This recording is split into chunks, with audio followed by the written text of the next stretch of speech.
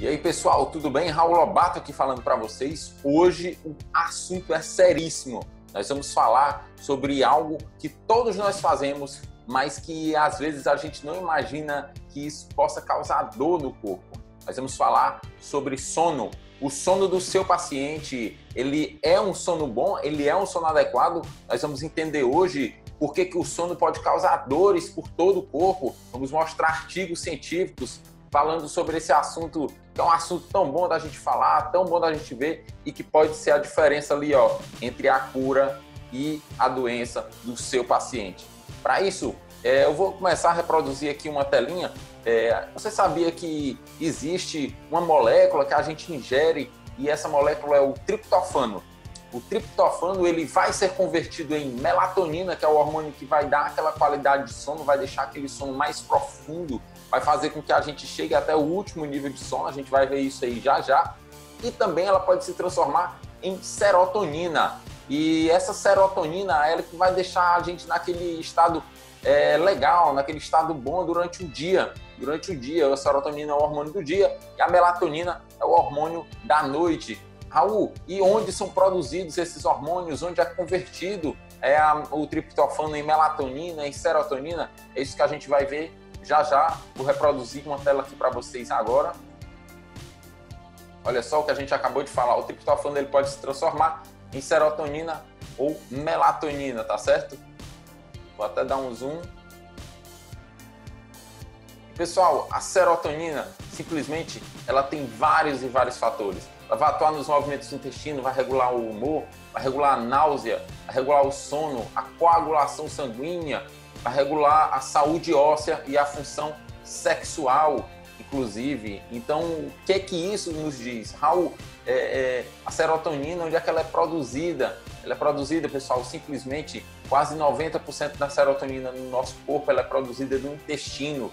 E aí a gente sabe que ela vai ativar o sistema nervoso central, ela vai agir lá no sistema nervoso central. Raul, mas eu já soube que a serotonina já foi provado que ela não passa na barreira hematoencefálica. E aí eu trago esse estudo aqui para vocês. Olha só, quem quiser aí, quem gosta de estudo científico, The Gut as a Sensory Organ, ou seja, o intestino como órgão sensorial.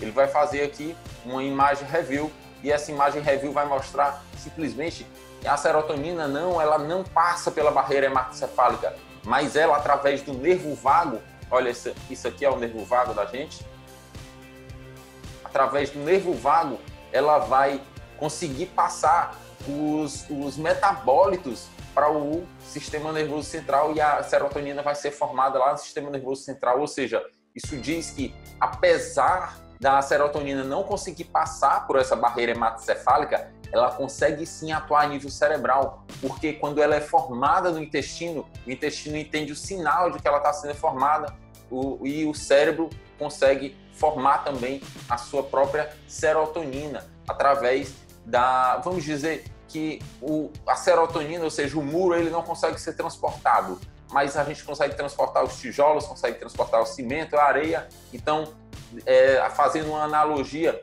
se o muro está sendo formado lá no intestino, o cérebro vai conseguir receber lá o tijolo, vai conseguir receber o cimento, a areia e vai conseguir formar lá o muro também lá no cérebro. Ou seja, ele não pode ser transportado de uma vez, ele pode ser transportado o seu conteúdo inteiro, mas ele pode ser transportado por etapas.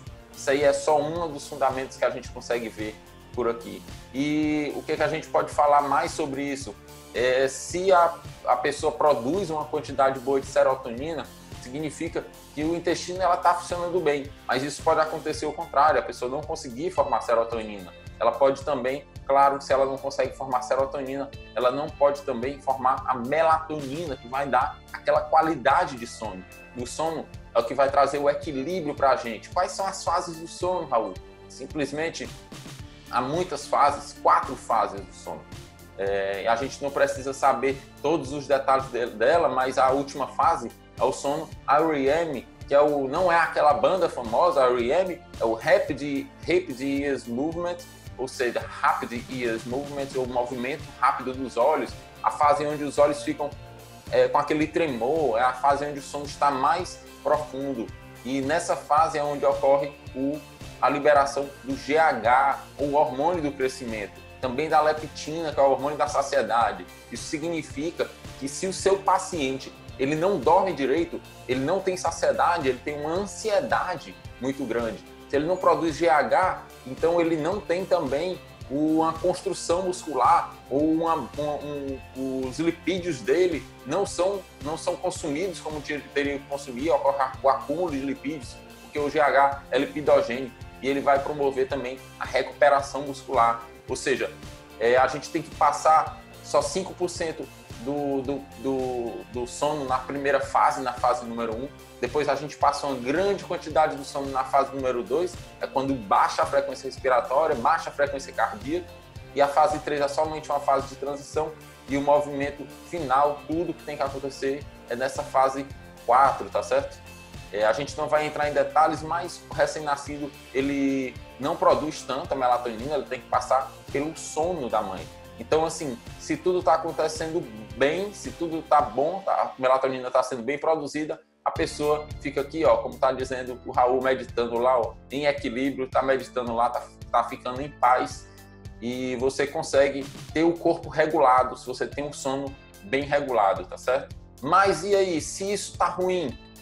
Se isso está ruim, vamos provocar diversas alterações, os hormônios vão estar totalmente bagunçados, porque a pessoa tem uma alta do cortisol. Se ela tem uma alta do cortisol, todos os outros hormônios, se for uma mulher, os hormônios femininos baixam, na verdade no homem também, porque há quantidade de hormônios femininos dentro do corpo do homem, mas é só uma menor quantidade. E se a pessoa não consegue dormir direito, esses níveis hormonais, tanto a testosterona como a progesterona, que é o hormônio feminino dentro do corpo do homem, vão baixar, tá certo? Além de outros hormônios também, e vai provocar essa doença aqui, que é uma doença, no meu ver, um dos piores males que está acontecendo no nosso século, a doença de Hansen.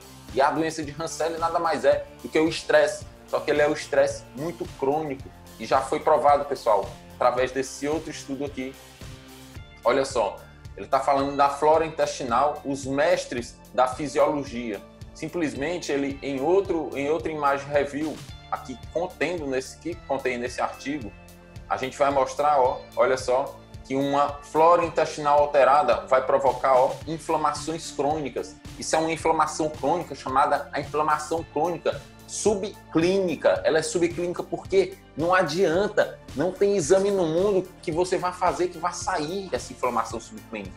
O paciente está sentindo muitas dores, mas só que acontece que ele não vai ser diagnosticado com nenhuma dor. E aí ele vai chegar para o fisioterapeuta, e o fisioterapeuta vai olhar, tá doendo? E aí, vai só fazer aquele tratamento básico, sendo que o grande problema está dentro, é uma dor crônica que está ocorrendo desde o intestino. Tem que regular primeiro o intestino dessa pessoa, tem que regular aqui, ó, estilo de vida, tem que regular aqui, ó, dieta, tem que ter cuidado com o consumo em excesso de antibióticos, que está acabando com a flora intestinal, tá deixando a flora intestinal depletada. Ela não tem mais o mesmo tanto de bactérias que tinha há um tempo atrás. Já se sabe que 7 dias de antibiótico terapia, naturalmente, seria contornado em aproximadamente 2 anos. A fisioterapia digestória faz justamente um ciclo que a gente chama de antecipação dessa recuperação. A gente tenta reinocular, reverter esse processo, dar uma saúde digestiva para que o corpo se cure de dentro para fora. Isso é o principal.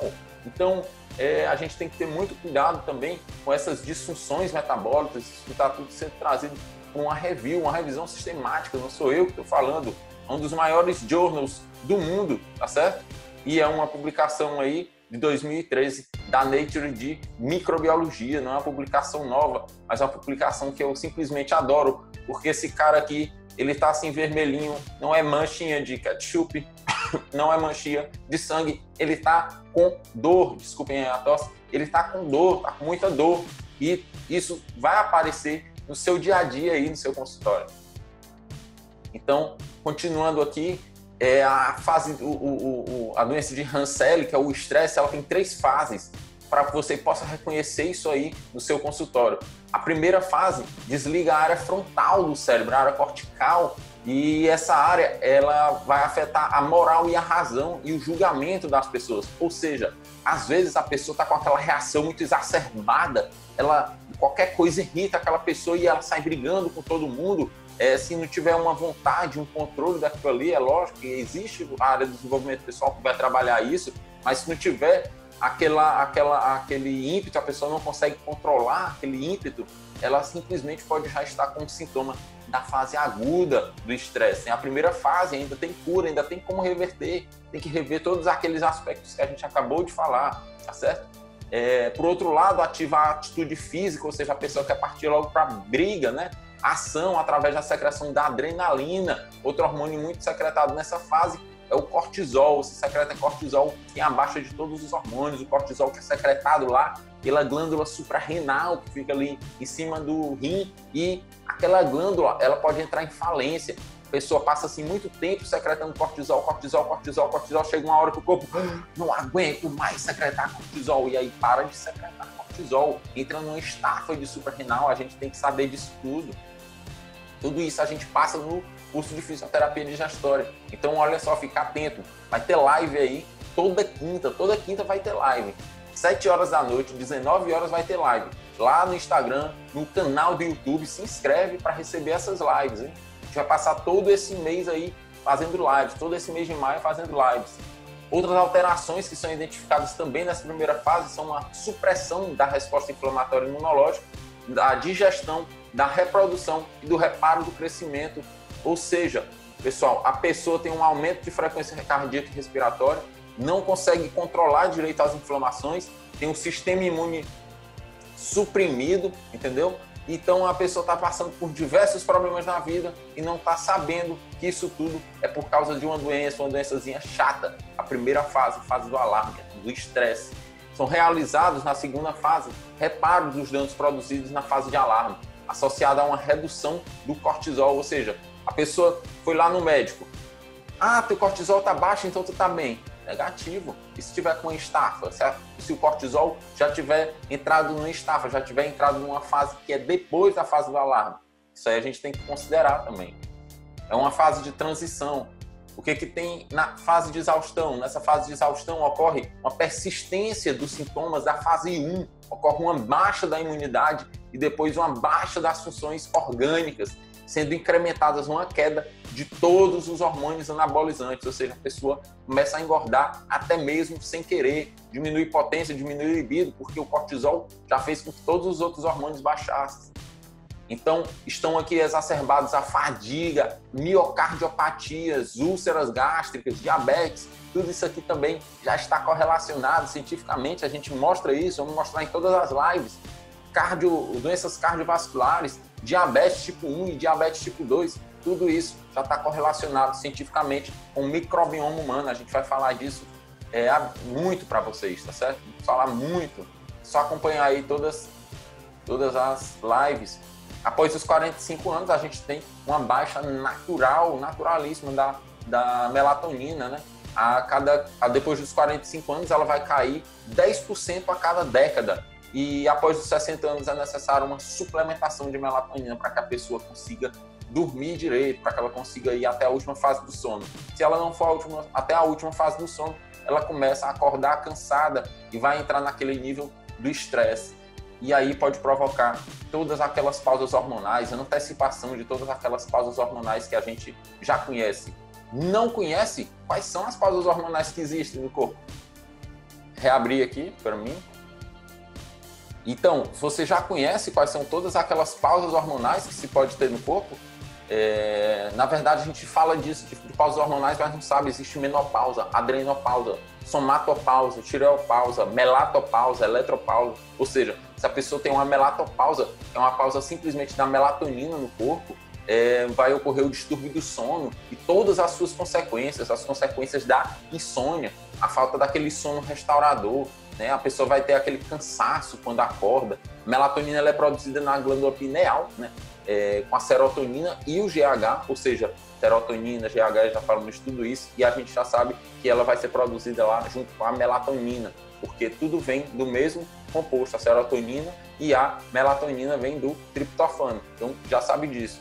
A glândula pineal ela é responsável por estimular diversas glândulas no corpo. Ela vai captar esse triptofano, vai transformar ele e ele, por sua vez, vai se transformar em melatonina. E o que que faz a melatonina ser melatonina ou o triptofano virar melatonina ou serotonina? Simplesmente uma coisa: a luz do dia. Então não adianta você dizer para o seu paciente que ele tem que ter um sono bom se toda noite ele está lá, ó, mexendo no celular, aquela luz, aquela frequência de luz azul, incomodando a glândula, fazendo com que ela vire serotonina ao invés de virar melatonina. Já o primeiro caso, manda o seu paciente, quando chegar a hora de dormir, tem um ritual do sono, ele vai banhar, vai baixar aquela frequência cardíaca, nada de assistir televisão, filme de violência, nem nada, vai ler um livro.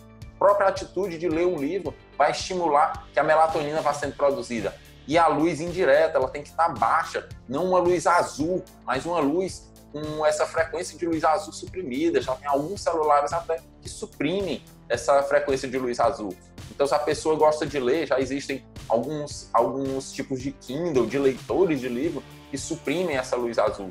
Então, é só uma dica, fica uma dica. Quer melhorar a qualidade do seu sono, tem que investigar todas essas causas, tá certo? E, Raul, e todas essas outras pausas hormonais, o que a gente pode falar? Na verdade, a gente pode tentar mostrar para vocês, mas são assuntos enormes, são assuntos muito grandes, que todas essas pausas hormonais elas podem ocorrer com o hormônio do estresse. Eu vou mostrar aqui para vocês mais um pouquinho como é que ocorre. Deixa eu só partilhar aqui mais uma vez a tela com vocês.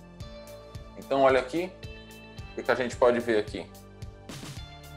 Pessoal, o que pode acontecer com o cortisol quando ele está alto? Se o cortisol aumenta, diminui o DHEA, diminui a testosterona, diminui o estradiol, ou seja, a pessoa vai ter facilidade para desenvolver a menopausa ou a adrenopausa, que é a mesma menopausa na mulher, é a adrenopausa lá no homem, tá certo? Vai desenvolver uma baixa da imunidade, uma baixa do metabolismo, vai aumentar a obesidade, aumenta a resistência à insulina e aumenta a síndrome metabólica. E a própria síndrome metabólica, como já diz um outro estudo também da Nature, ela vai provocar essa inflamação de baixo grau, ou seja, o paciente chega na fisioterapia com o corpo todo dolorido, tem uma queixa, um paciente poliqueixosa, tem uma dor lá desde da ponta da cabeça até a ponta do dedão, e aí ninguém sabe de nada, pensa que é fibromialgia, até a própria fibromialgia como uma doença crônica tem que ser tratada lá desde o intestino, e o paciente só vai fazendo aqueles mesmos tratamentos sem olhar um lado mais profundo, sem olhar aquele lado que é mais importante, que vai trazer a verdadeira cura para o corpo do paciente. Então, vai aumentar aí, ó, a queima do músculo, vai aumentar a queima, o próprio músculo, aqui diz, aumenta a queima do músculo para aumentar a glicose, para que o açúcar no sangue volte a aumentar, aumenta a insulina e a pessoa vai gerar uma obesidade, tá certo? Então, o que acontece? A gente só mostra a partir disso aqui, que existem vários e vários outros aspectos que podem estar provocando a dor do paciente. E o que está mostrando isso para a gente, o que está falando isso, é o paciente que vai chegar lá primeiramente no fisioterapeuta cheio de dor. Lógico, se ele está cheio de dor, ele vai para o fisioterapeuta, e o fisioterapeuta às vezes não sabe identificar isso. E para identificar isso, fica ligado aí, a gente vai fazer uma série de lives toda quinta-feira. Acompanhe aí o Instagram. Se você curtiu, deixa o like aqui. Também é importante que você clique lá na parte dos comentários e deixe o comentário. Segue lá o nosso canal no YouTube, aqui o nosso canal no YouTube. Se você está vendo isso aí no Instagram, se você está vendo isso aí por outra fonte de mídia, vai lá para o YouTube, o canal Origem da Dor. Segue, curte, comenta, para que a gente fique estimulado a fazer cada vez mais vídeos, a levar cada vez mais esse conteúdo rico para você, tá certo? A gente se vê, um beijo do Raul, a gente se vê, fica por aqui.